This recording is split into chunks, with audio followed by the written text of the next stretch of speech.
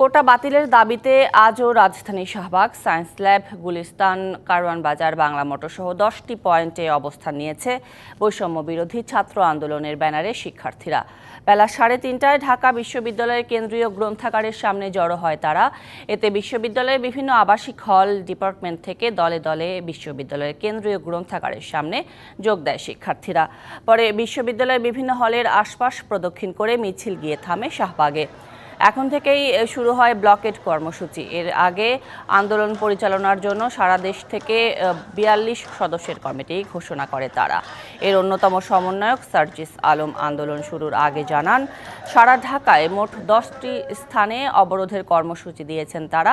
নগদের কাছে সব গ্রাহকই প্রিয়, তাই তো সারা দেশে ক্যাশ আউট চার্জ সবচেয়ে কম। আগের দিনের চেয়েও আজ আরও বেশি সময় থাকার পরিকল্পনা আছে বলেও জানিয়েছেন এই সমন্বয়ক। দাবি আদায় না হওয়া পর্যন্ত আন্দোলন চলবে। বাংলা ব্লকের যে প্রোগ্রামটি, সেই প্রোগ্রামটি সফল করার লক্ষ্যে যতক্ষণ থাকা প্রয়োজন আমরা ততক্ষণ থাকব। আমরা গতকালকে 8টায় শেষ করেছিলাম, আমরা আজকে আমাদের এটি আরও দীর্ঘায়িত করব। আমরা বলেছি আমাদের যৌক্তিক দাবি যতক্ষণ না মেনে নেওয়া হবে ততক্ষণ আমাদের প্রোগ্রামের তীব্রতা বাড়তে থাকবে।